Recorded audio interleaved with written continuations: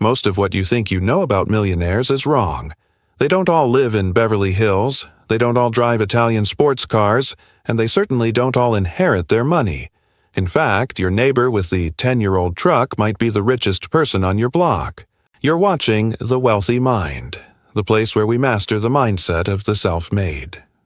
I'm glad you've joined us for this special episode. We're going to explore why the big hat, no cattle lifestyle is a trap, how the truly wealthy hide in plain sight, and the specific habits you can adopt right now to change your financial trajectory forever. Let's dive in.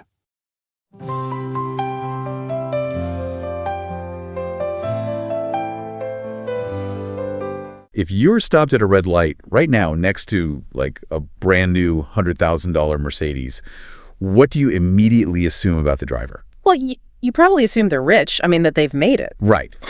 But we actually have 40 years of hard empirical data that tells us something completely shocking. Yeah.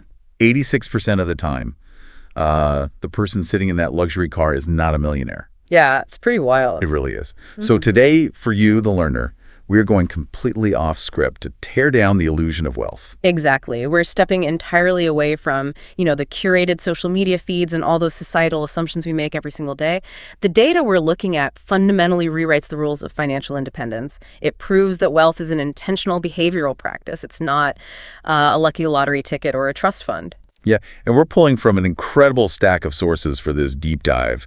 We've got decades of research from data points, some really brilliant analytical summaries from Edelweiss Mutual Fund, and extensive excerpts from Thomas J. Stanley and Sarah Stanley Fowler's landmark books, The Millionaire Next Door and The Next Millionaire Next Door. Which are absolute classics in this space. Oh, totally. And if you're listening to this, you're looking for the signal in the noise. You want to know the actual mindsets and mathematical equations real people use to build wealth. Okay, let's unpack this. Let's do it. Where do we even start when society has given us such a warped definition of what it actually means to be rich? Well, we have to start by severing the tie between two concepts that society just constantly conflates, which are income and wealth. Okay. They are entirely different things. Think about the people driving those luxury cars we just mentioned. The researchers categorize many of them as the income statement affluent, or the IA. The income statement affluent. So, these are the doctors, the top-tier executives, the high-powered lawyers. Usually, yes. They have massive amounts of money flowing in, but they live on what the data calls an earn and consume treadmill. Right, the treadmill. Yeah, their entire lifestyle, the luxury mortgage, the leased cars, the private schools, the country club, it's completely debt dependent. Yeah. They require that massive income just to keep the lights on and maintain the illusion of status. Wow. What's fascinating here is that high income without discipline doesn't build wealth. It actually destroys it because their taxable income is constantly being maximized just to pay for their lifestyle. Okay, I'm trying to visualize this. It sounds like income is just the water flowing out of the tap. Yes, exactly. Like you can have a fire hose of water coming in, but if the drain in your bathtub is wide open, you're never going to fill the tub. Wealth is the water that actually stays in the bathtub. But wait, if you're making $1 million a year, how can you not be wealthy? That is the perfect distinction. Wealth, or net worth, is your balance sheet. It's your assets minus your liabilities. Oh. The people who successfully plug the drain, using your analogy, they are categorized in the research as prodigious accumulators of wealth, or PAWS. And there's actually a very specific historical formula the researchers developed to determine which camp you fall into. Oh, I love a good formula. Walk me through it. It's remarkably straightforward. You take your age, Okay. you multiply it by your realized pre-tax annual household income, so basically your gross salary before the government takes their cut. Right. Then you multiply that result by 10% or 0.10. That final number is your expected net worth. Wait, let me do the math on this in real time so we can anchor it. Let's say we have someone who is 30 years old and they are making, say, $80,000 a year. Okay, so 30 times 80,000. Right, that's 2.4 million. Multiply that by 10%, that's $240,000. So a 30-year-old making 80 grand should have a net worth of $240,000, just to be considered like average in their wealth building. Correct. And if we look at a 50-year-old making $100,000 a year, 50 times 100,000 is 5 million. 10% of that is $500,000. Okay, got it. If your net worth is significantly higher than that expected number, you are a prodigious accumulator of wealth. You are highly efficient at turning your tap water into a full bathtub. If you are significantly below it, you are an underaccumulator. I guarantee people listening are running their own numbers in their heads right now and having a moment of realization. Oh, for sure. It really highlights the great illusion of status. And, there's this story in the source material about a park ranger, they call him Ranger X Rich, that just illustrates this illusion perfectly. Oh, the ranger story is one of the most revealing anecdotes in the entire data set, really, because it exposes our collective blind spots. Yeah.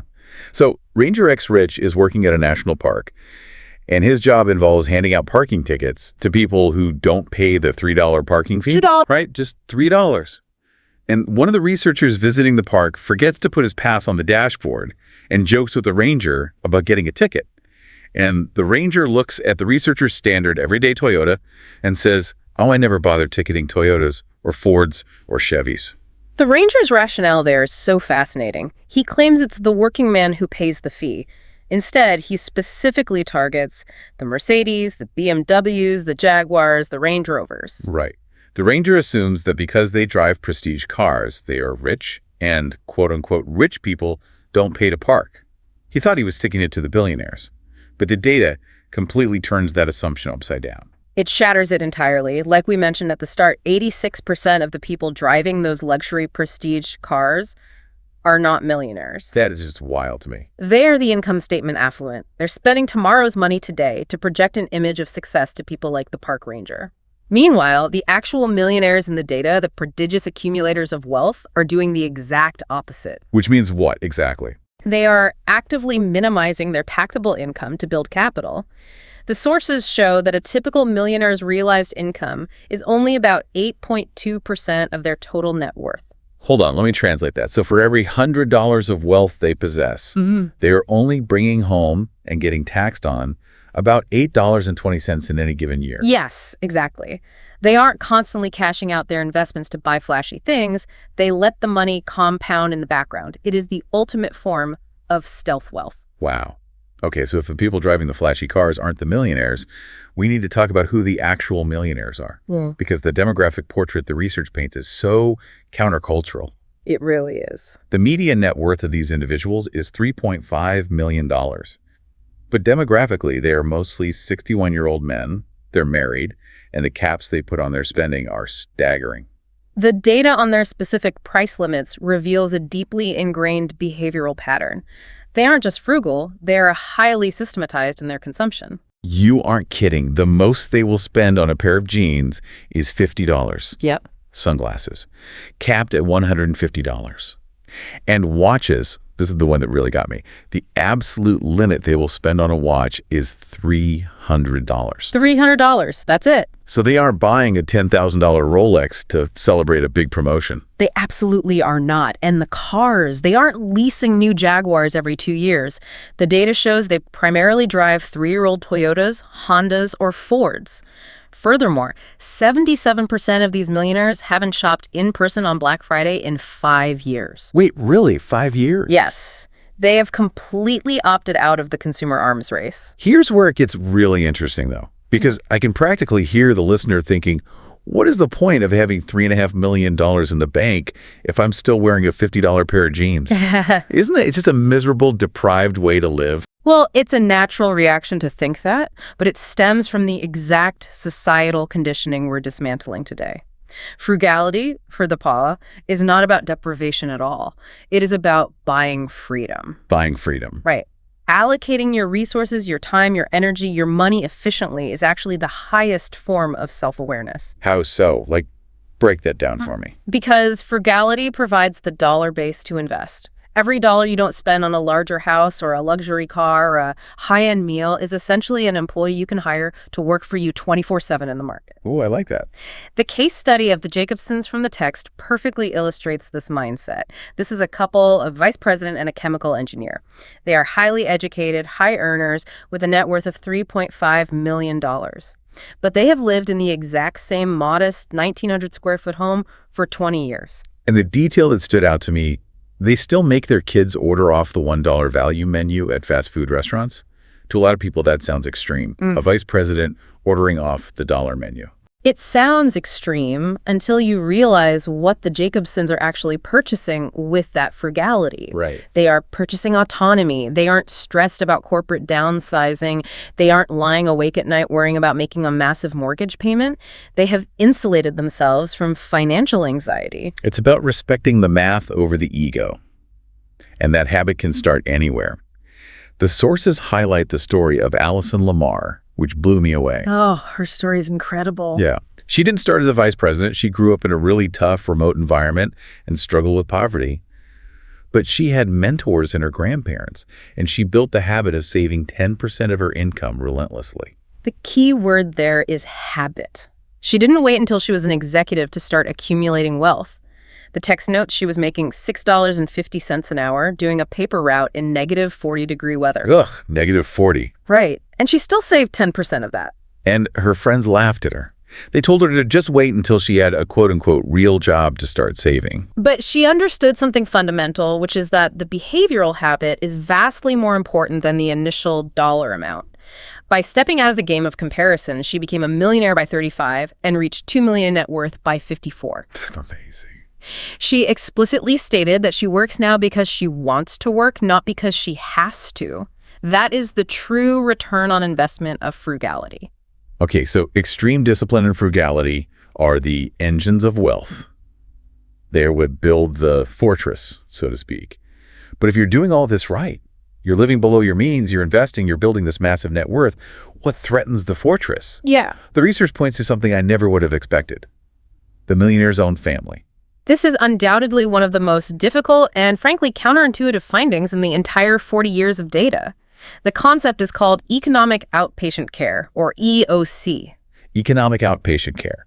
That refers to the financial gifts, right? Yeah. Like the subsidies, the down payments on houses, the bailouts given by wealthy parents to their adult children. Exactly. It's the financial life support that parents provide out of love, trying to give their kids a leg up. But the data reveals it has a deeply toxic effect. It makes me think of, imagine you're training for a marathon. Okay.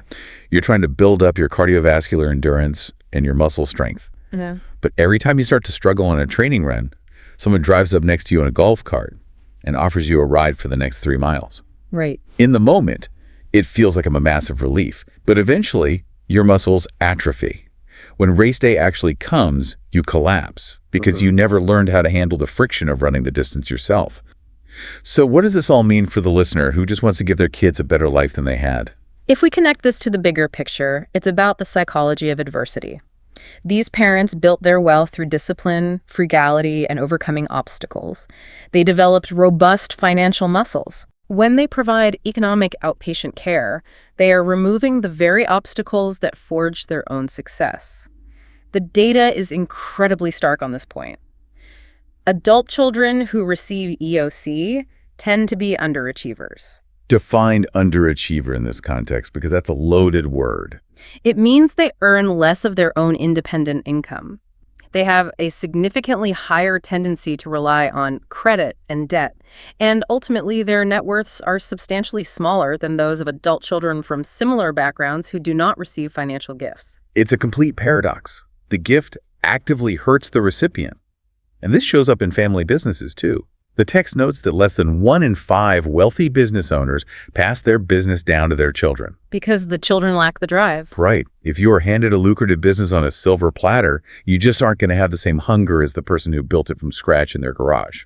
The wealthy parents are forced into a really difficult position. They must artificially engineer the same adversity that originally built their own wealth, or they risk financially crippling their children's independence. Wow. The researchers actually distilled this into specific rules for affluent parents to follow.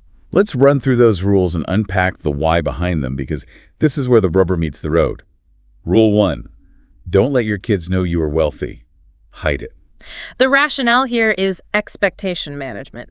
If children grow up believing there is an endless safety net of capital, their baseline for lifestyle consumption becomes artificially inflated before they've earned a single dollar themselves. Makes total sense. Rule 2, never use cash as part of a negotiation with your adult children. I'm struggling with this one a bit. What does that actually mean in practice? It means you don't say, hey, if you move closer to home, we'll give you $50,000 for a down payment. Or if you take this job instead of that one, we'll pay off your student loans. Oh, okay. Using cash to negotiate creates a dynamic of dependency and transactional love rather than a relationship of mutual respect and partnership. It breeds deep resentment. Wow, that's heavy but incredibly profound. Rule 3, don't discuss inheritance with them. Similar to the first rule, if an adult child assumes a massive windfall is coming in their 50s or 60s, they subconsciously factor that into their current spending. They become the income statement affluent. Spending tomorrow's money today. Exactly, spending their own income recklessly because they believe the inheritance will serve as their retirement plan. And the final rule, focus relentlessly on teaching discipline and the art of being frugal. Essentially, praise their achievements, not their symbols of success. It requires a profound level of parental restraint. I mean, it is completely natural biological instinct to want to smooth the path for your children. But true wealth building requires the friction of reality. Without it, the second generation becomes hyper-consumers, constantly trading up to display a status they haven't actually earned, which ultimately drains the family's capital. It's the old proverb, shirt sleeves to shirt sleeves in 3 generations, backed up by hard empirical math. Now, I want to pivot here because this is where I really have to push back. Sure, go for it. We've looked at the classic millionaire behaviors. The 61-year-old driving the 3-year-old Ford, living in the 1,900-square-foot house. But that data started decades ago. We are living in a world right now with skyrocketing costs for housing, healthcare, and education. Like a starter home in many cities is $500,000. Yeah, the landscape has changed. So is this classic millionaire next door archetype actually viable for someone in their 20s or 30s today? It feels like treating your household like a lean startup business, constantly auditing where the capital is going. But do rising costs make this impossible? The economic environment has undoubtedly become more complex and less forgiving, but the underlying mechanisms of wealth remain exactly the same. The principles of capital accumulation are practically laws of physics. They don't change just because inflation is high, and we see this vividly in the modern iterations of the Millionaire Next Door. You're talking about the FIRE movement, financial independence, retire early. Yes. The sources highlight this vibrant global community of younger people who are aggressively applying these exact historical wealth principles to the modern economy. They aren't waiting until they are 60 to retire. They are aiming for their 30s and 40s. And it's not just corporate executives doing this. The researchers point out the rise of moonlighters, gig workers, and the modern self-wealthy. Right. These are individuals who recognize that traditional corporate paths might not provide the pension security of the past.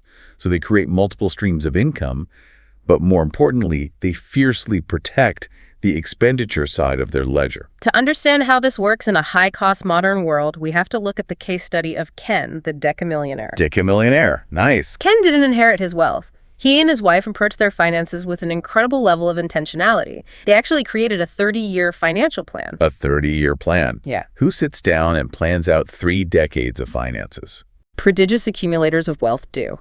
And because they had that long-term vision, they made massive strategic macro decisions. For example, they were living in Manhattan, which is, one of the most expensive cities on earth. They made the deliberate choice to relocate to Atlanta specifically to avoid the extreme cost of living. That is a massive behavioral shift, uprooting your entire life just to optimize your balance sheet. But they didn't stop there. When they moved to Atlanta, they didn't just buy the biggest house they could afford. They deliberately chose a specific neighborhood with excellent public schools. Oh, I see where this is going. In doing so, they completely bypassed the societal expectation in their tax bracket to pay for private school tuition. The data shows private school could have cost them over $260,000 per child over the course of their education. That's unbelievable. By making that single intentional geographic choice, they saved over $300,000 in post-tax money. And because Ken and his wife are paws, they didn't take that $300,000 and buy mashing Porsches. They invested it. And over 10, 20 years, that capital compounded into an absolute fortune. Precisely. But I still wonder, does the current landscape make this impossible for the average person today? I mean, social media is everywhere. It makes it more difficult, certainly. It requires more discipline. but absolutely not impossible. What makes it seem impossible today is the unprecedented scale of the consumer arms race. Social media provides a 24/7 algorithmically optimized feed of exactly what the income statement affluent are buying. You are constantly bombarded with images of luxury vacations, designer clothes, and prestige cars. It's the park ranger illusion, digitized and injected straight into our phones. That's a great way to put it. To succeed today, you have to actively buck that trend. You have to swim upstream against an incredibly strong current of targeted marketing and peer pressure. But for those who are willing to be disciplined, to track their spending meticulously, and to disconnect their ego from their consumption, the mathematical equation of wealth building is still remarkably effective. It is incredibly empowering to realize that so much of this is actually within your locus of control. If we step back and look at everything we've uncovered today, wealth isn't the big paycheck. Wealth isn't the water flowing out of the tap, it's what you intentionally keep in the bathtub. Exactly. It requires dodging the trap of looking rich and refusing to play the status game. It requires making the incredibly difficult, emotionally taxing choice to reject economic outpatient care for your kids so they can build their own resilience. And it requires actively bucking societal trends, whether that's moving to a more affordable city, skipping Black Friday, or, just driving a used sedan. Economic independence ultimately belongs to those willing to intentionally allocate their resources. The choice to stop mimicking the Joneses is entirely in your hands. You have the agency to step off the earn-and-consume treadmill today, no matter what income bracket you currently fall into. Which brings us to a final, lingering thought for you to carry with you after this deep dive is over. We've talked entirely about money today, dollars and cents, budgets, investments, and cars. But the sources briefly touch on a different kind of asset. Your cognitive resources. Which is so important. Think about this. What if the true cost of trying to look rich isn't just the money you spend? What if the real cost is the non-renewable mental energy, the anxiety, and the time you waste obsessing over your status and how others perceive you? If you freed up all that brain power by simply not caring what badge is on the front of your car or what label is on your jeans, what kind of incredible, fulfilling life could you build with that reclaimed mental space?